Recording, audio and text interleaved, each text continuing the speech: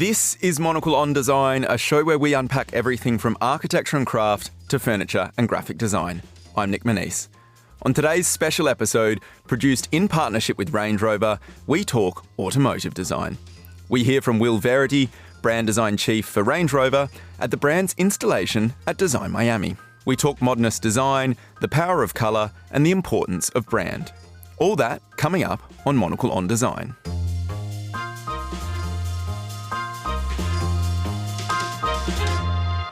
Hello and welcome to today's special episode produced in partnership with Range Rover. Over the next 20 minutes, you'll hear a talk recorded with Will Verity at Design Miami. As brand design chief for Range Rover, Will is responsible for creating a holistic creative vision and design direction, using elements like sound, scent and space to shape the experience of the brand. It's a skill set that came to the fore in Miami with the North American debut of Range Rover SV Black, a striking vehicle embodying its namesake colour. Range Rover's installation explored the depth, drama and emotion of black, drawing inspiration from legendary mid-century architect Mies van der Rohe's Seagram building in New York. The presentation included a curated set of objects defined by the colour black. For more, it's over to Will Verity.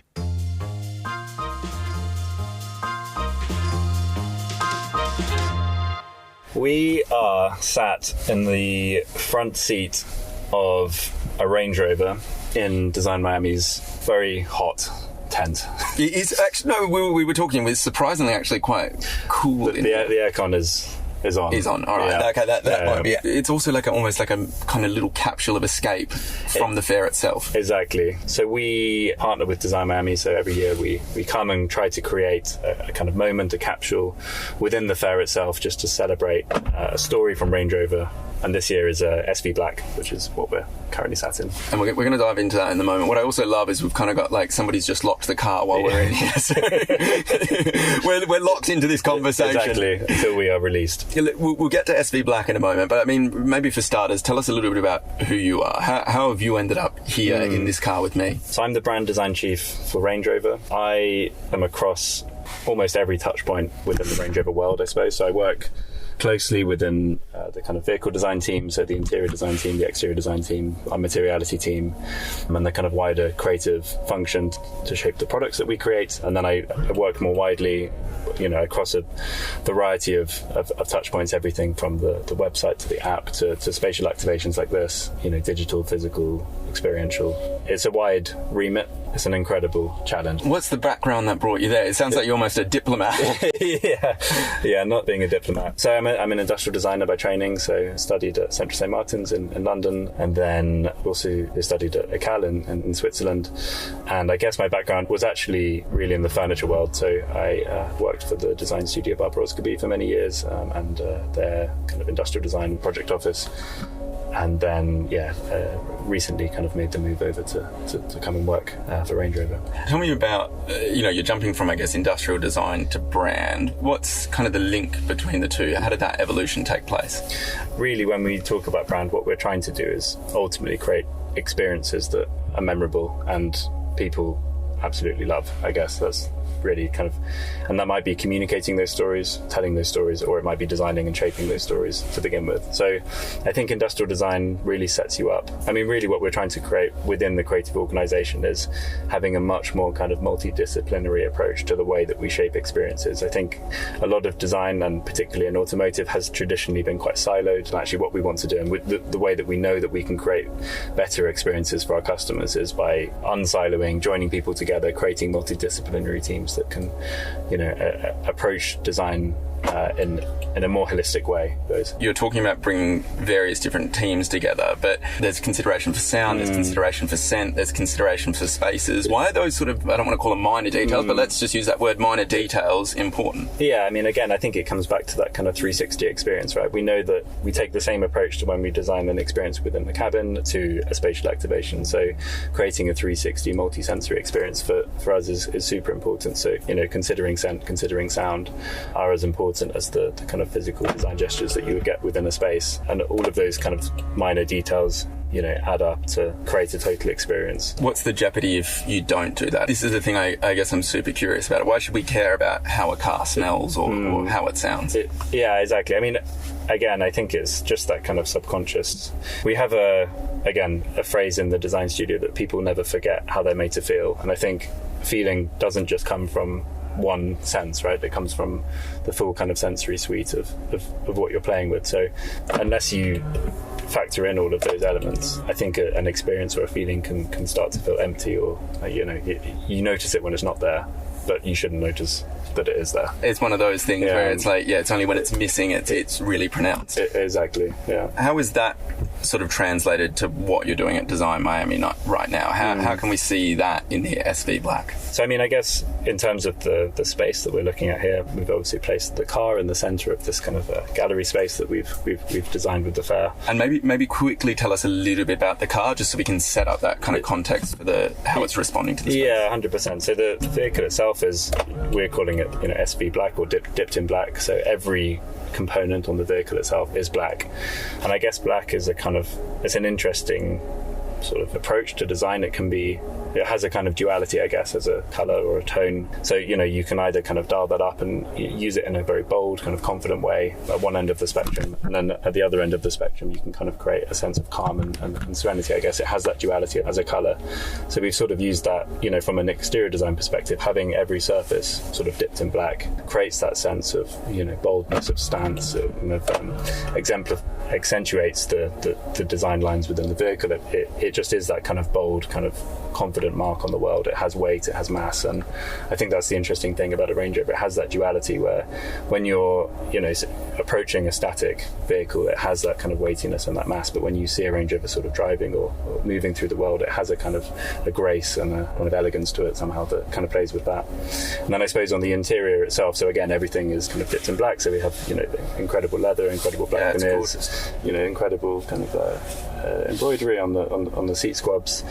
There's kind of highlights of moonlight chrome as well. So it is in kind of playing with the other end of the spectrum of black, where you can, once you create this kind of monochromatic kind of architectural approach to an interior, you really have that sense of serenity and calm just by using that quite kind of monochromatic, very reductive philosophy. And that ultimately the Range Rover design philosophy is all about having that kind of modernist reductive approach to creating spaces. By reducing clutter, you create that sense of calm. I mean, we talk about calm sanctuary within an interior design. You want to create this bubble where our customers are kind of in their private space doing their day, and they're kind of unaffected by the world around them. It's their kind of private space, and taking that kind of reductive minimalist approach and accentuating that through black was kind of the goal, I guess. I love the idea of it being somebody's space, somebody's a place to escape or to retreat to. Did you ever anticipate recording a podcast in the front seat of one? Was that on the mood board? That hasn't made it on yet, but I think we'll have to consider that for the future product. Yeah. I mean, I want to build on that kind of minimalist, reductive, modernist thread. I mean, that's a key part of your DNA. How does that then represent, I guess, in different brand touchpoints like this installation in Miami? So I guess, I mean, that modernist design philosophy that we take to the vehicle and every vehicle that we've designed. So there's only ever been 5 generations of Range Rover, and each one has had that very modernist, reductive approach to design. I mean, the original vehicle in 1970 was, when you put it in the context of the automotive landscape of the time, was shockingly modern. You look at it now and it looks like a vintage car, but in the context of the time, it was shockingly modern. And that time we also, the 1970s vehicle was displayed in the Louvre in Paris as a kind of celebration of industrial design. And actually, that's a kind of nice red thread that links us back to today, of kind of showing up at Design Miami and having a relationship with the design community and the design world, a celebration of, industrial designers and modern industrial designers at the core of the DNA of this brand. In terms of the installation, I know you look to Mies van der Rohe and his Seagram building in New York. I mean, what's the parallels, I guess, between modern architecture and, I guess, what is modernist vehicle design? Yeah, exactly. I mean, again, I think, taking the Mies van, so we were looking at the Seagram building in New York as a loose kind of inspiration for the space, creating this sort of minimal golden datum line around the edge of the space to display these objects. It's a beautiful black kind of clad, high gloss finish, with this golden datum line that runs through it. Exactly. And I guess it's just taking that principle of, Mies van der Rohe, less is more, and I think, what was the other phrase he said, God is in the detail, something like that.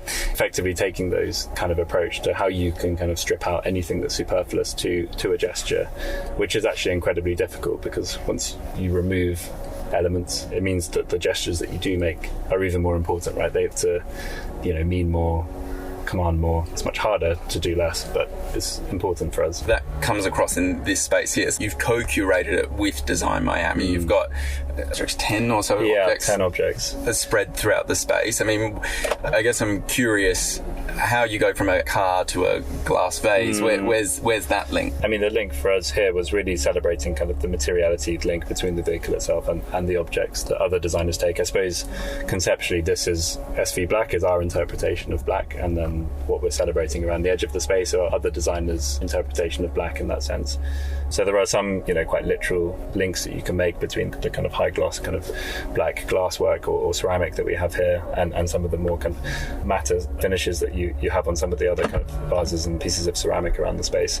Because I guess really, again, going back to the interior, when you kind of strip away colour, effectively, what you're playing with is texture and that kind of landscape of texture, of finish. So there is definitely a link in taking inspiration from objects beyond automotive. And I think that's a really key thing for us as well, is we're really keen to not just look at reference from automotive or even transportation. It's the references that you take from furniture design, from architecture, from art as well. It kind of impacts what you're designing. Why is it, I need to ask the straightforward questions. Why is that a good thing? Why is it a good thing to look to Mies van der Rohe, to Seagram, that building? Why is that kind of key to the work that you're doing as Range Rover for a car? That is such a big jump. Yeah, 100%. I mean, it is just fundamentally the philosophy behind modernism is what we tend to hold ourselves to. And I think it's not just taking modernism as kind of aesthetic world that you can reference. It's also taking, again, modernism as the philosophy that creates experiences again. So, taking an architectural reference of decluttering a space makes you feel different. It makes you experience that space in a different way. I guess taking that philosophy of modernism and applying that to the interior or exterior of a vehicle is really powerful for us. I guess I'm curious, where next from Design Miami? I mean, the fairs are short here. I mean, what does this space, does this installation become, and how is it used as, I guess, a launch pad for the work that you're doing? What's interesting about some of these spaces is taking a more, actually we use these almost in a way to kind of test ideas that we have from a spatial design perspective that often find their way into retail environments or other... So we're guinea pigs in the car right now? In a sense, yes. It's a way of kind of, these more kind of transient and temporary spaces that we create can act as almost like test beds for other ideas from an architectural or spatial perspective. Why should people get excited about the work that you're doing at Range Rover as a brand? Where should they be looking to for inspiration and the direction that you're taking Range Rover in? Range Rover is such a historic brand, and it has so much kind of cultural meaning that it is a big responsibility to kind of tell, have some ownership over that and tell those stories properly and design in a way that is kind of commensurate with that kind of history of design. I mean, again, I think the automotive industry is coming from the world of furniture into automotive is fascinating because there are so many kind of, I've never seen an industry that has so many kind of regulatory changes, it goes through technology changes, there's other pressures, other forces, even kind of government and beyond that have impact on the way that you design to a point. And actually there's not many other industries that really have that much kind of outside impact into what they're doing, definitely not in the furniture world. I mean, generally the way that kind of new technologies, new manufacturing processes kind of impact and shape future product lineups strategically as well as kind of aesthetically and experientially. That is quite fascinating. I guess the thing, if we're talking about Mies van der Rohe and Seagram, and yes, architecture's got regulatory requirements. It's very much a static work of design. When you're working with a car, you're in motion. Yeah, exactly. I mean, that's the thing. Fundamentally, you're designing a product that is, as much as obviously extremely important to design this kind of calm sanctuary interior space that makes you feel incredible as you kind of move through the world. The kind of engineering rigor as well that goes into our product is incredible. I mean, this product itself, we have what we call the body and soul seats within the vehicle that uses kind of haptic technology to match the kind of sonic frequencies of the music that you're listening to. And here we've actually kind of used that technology in the floor mats as well. So you have this kind of full sensory experience where sound is translated into kind of haptic feedback within your seat. So I guess it's small gestures like that kind of, again, create that 360 experience that just elevates everything. I want to pick up on something you said before. You talked about Range Rover as a brand. It has cultural cachet. How does that shape the work that you do? Are you aware that you're in something that, for a lot of people, they link it with the UK, again, great modernist design? I mean, how does that shape or dictate the work that you're doing? Yeah, I mean, again, I think going back to the fact that there have only ever been 5 generations of Range Rover, I think for us it's, looking to our past, we have DNA within the product. There are certain design gestures, particularly from an exterior perspective, that we won't deviate from. That's the DNA that makes our product. But it's definitely not being harnessed by our past. It's always kind of looking forwards and reinventing what you have as a brand. If you're kind of backwards looking, you won't survive, I think. That's quite fascinating. I mean, how do you make sure you're being respectful to the DNA while still evolving? I mean, car technology is changing. All of these sorts of things are happening around you. 100%. It's really hard. And I think particularly within the luxury world, it's often deciding not to do something that is actually more powerful than doing something, and it can be quite tricky. You have a lot of pressure from various people asking for new product development or doing something that can be perceived maybe as higher value, but actually I think it's the responsibility of designers to kind of lead and guide people in the sense that less really is more, and kind of having that, staying true to that modernist design philosophy is the only way that you can create, particularly with an automotive, a luxury product. I mean, I want to do a quick fire ending here. Let's call these hard-hitting questions. Best part of your job? Best part of my job? Wow. That's really tricky to answer. I mean, I think for me the best part is when I go to Gaydon, our headquarters. For me, it's one of the biggest kept secrets in the design world and in the UK, to be honest. We have 800 people in the creative team across all brands, and you walk into the studio and you've got the clay models on the CNC beds, and you kind of looking at the future of automotive design being sculpted in front of you by people and by machines. And I think it's completely unique. Obviously, not many people are allowed in to see that space, so it's a huge privilege to work in that studio. And I think also it's a huge privilege to work with that team in the UK, because there's not many creative teams of that size, and there's not many employers in the UK that employ that many creative people. So I think that's a fantastic studio to be a part of. What's the most surprising part of your job? What's the part of your job that people maybe don't expect you to be doing as head of brand? Probably doing an interview in a hot car in a tent.